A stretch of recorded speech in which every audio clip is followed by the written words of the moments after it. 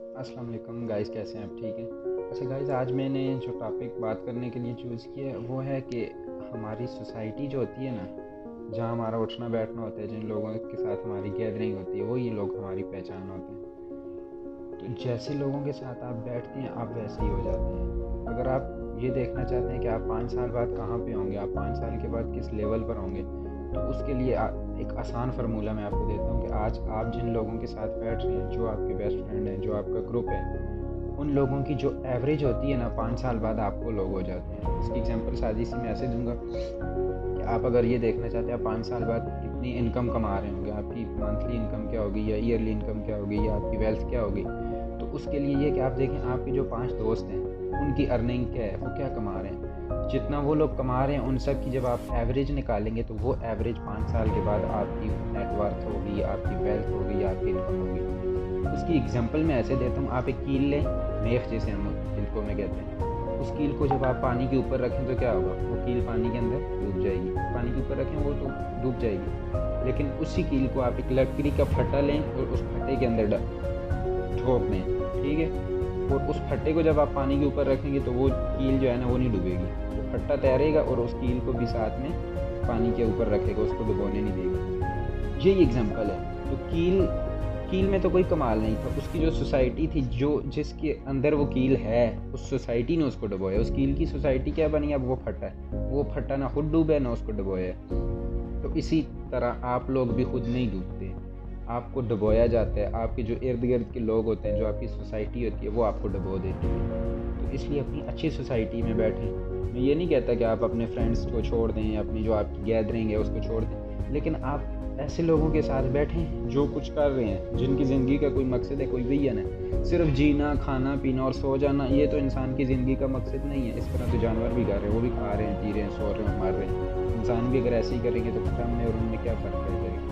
इसलिए सबसे पहले अपनी गैदरिंग अच्छी करें और अच्छे लोगों के साथ बैठें। आप अपने दोस्तों को भी जो है ना मोटिवेट करें, उनको कहीं भाई एक एक गोल सेट करो अपना, आपने ये काम करना है, ये चीज़ हमने अचीव करनी है। दूसरी चीज़, जब भी आप किसी के पास कोई चीज़ देखें तो उसकी ख्वाहिश ना करें कि ये चीज़ मेरे पास हो, ठीक है। आप अपना गोल सेट करें, हाँ जी मैंने ये काम करना है, मैंने ये चीज़ अचीव करनी है। उसकी एग्जांपल मैं कैसे दूंगा आपको। एक टाइम था कि एक बादशाह जेल में चला गया विजिट के ऊपर। वहाँ पे उसने जाके देखा एक कैदी है, वो पागल हुआ है, दीवारों से टकरे मार रहा है, उसके सर से खून बह रहा है। जब उसने जेलर को पूछा, हाँ भाई इसको क्या मसला है, ये क्यों पागल है, तो उसने कहा है कि भाई ये लैला से मोहब्बत करता था और इसको लैला नहीं मिली, जिसकी वजह से ये पागल हो गया। बादशाह ने कहा अच्छा, इसका मतलब है जिस बंदे को लैला ना मिले वो पागल हो जाता है, ठीक है। तो वो जो ही अगली बैरक में गया, वहाँ पे देखे एक और बंदा था, वो भी पागल हुआ था। बादशाह ने पूछा ये क्यों पागल है, तो उन्होंने कहा भाई ये वो बंदा है जिसको लैला मिल गई थी, उसके वजह से ये पागल हुआ, लैला की वजह से। तो इसका क्या मकसद है कि हर एक चीज़ जो है ना वो आपके लिए नहीं बनी। कोई चीज़ आपको सूट करेगी, कोई नहीं करेगी। अब लैला की मोहब्बत में दोनों पागल हो गए, जिसको मिली वो भी पागल, जिसको नहीं मिली वो भी। तो कुछ चीज़ें ऐसी होती हैं जो दूसरों लोगों के पास हमें अच्छी लग रही होती हैं, लेकिन वो जो ही हमें मिल जाती हैं या जिसके पास होती हैं, वो उसको आप जाके पूछें कि वह क्या वो उस चीज़ से खुश है कि नहीं है, ठीक है। तो इसलिए आपको जो मिला है उस पर सब्र करें, शुक्र करें, लेकिन उससे आगे बढ़ने की कोशिश करें, ना कि उसी जगह पर रुक जाएं, ठीक है। मेहनत करने में कोई बुराई नहीं है, मेहनत में अजमत है। तो रिज़्क़ हलाल कमाएं, उसको बढ़ाएं, वो जो आप कमा रहे हैं उसको इन्वेस्ट करें।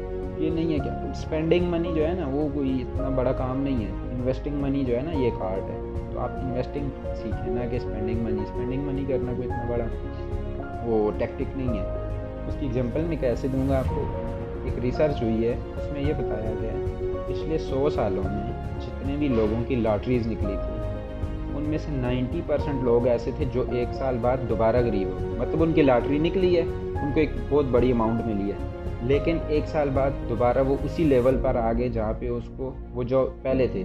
उसकी वजह ये है कि उनको पैसा तो मिल गया, लेकिन उस पैसे को इस्तेमाल करने का तरीका नहीं उन्हें आता था। तो इसलिए आपको जब कोई रिसोर्सेज आपके पास हैं तो उनको यूज़ करना भी सीखें, ठीक है। जैसे अब टाइम एक रिसोर्स है तो उसको यूज़ करना सीखें। अब टाइम को गुजारें नहीं, टाइम को इस्तेमाल करें। तीसरी एक चीज़ मैं आपको बताना चाहूँगा कि मैंने अक्सर देखा है कि हम लोग आपस में जब बैठकर गपशप कर रहे होते हैं तो मैंने देखा है कि लोग उन लोगों से बिज़नेस की एडवाइस ले रहे होते हैं जिन्होंने सारी ज़िंदगी नौकरी की होती है। आप जब कोई बिज़नेस करना चाहें तो बिज़नेस की एडवाइस उस बंदे से लिया करें जिसने कभी कोई बिज़नेस किया हो।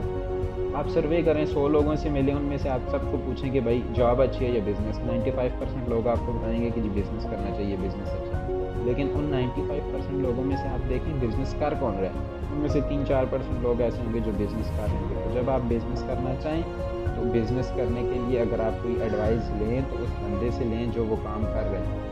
एक बंदे ने सारी ज़िंदगी बिज़नेस नहीं किया, सारी ज़िंदगी नौकरी की है, उसकी सोच ही गुलामाना है। अच्छा, नौकरी जब आप करते हैं ना तो नौकरी की वजह से आप कहीं ना कहीं जो है ना, आपकी जो सोच होती है ना वो गुलाम सोच बन जाती है।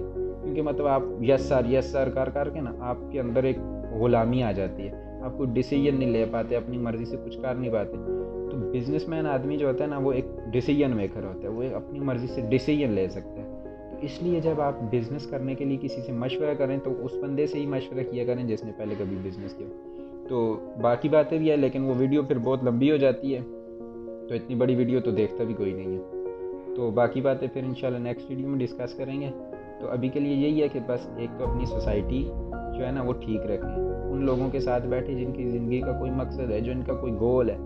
एक बंदा है वो बस पैदा हुआ है, बस खाया पिया सोया और फोत हो गया, तो ऐसी ज़िंदगी का तो मुझे नहीं लगता कोई मकसद है। वो दूसरी चीज़ ये है कि जब आपके पास कोई चीज़ है उस पर शुक्र करें, उस पर सब्र करें और रिज़्क़ हलाल की कोशिश करें, ठीक है। और तीसरी चीज़ ये है कि अपना जो बिज़नेस की एडवाइस आपने लेनी है तो वो किसी ऐसे बंदे से एडवाइस लिया करें जिसने कभी बिज़नेस किया है, जिसको बिज़नेस का पता है। ओके जी गाइस, थैंक यू, अल्लाह हाफ़िज़।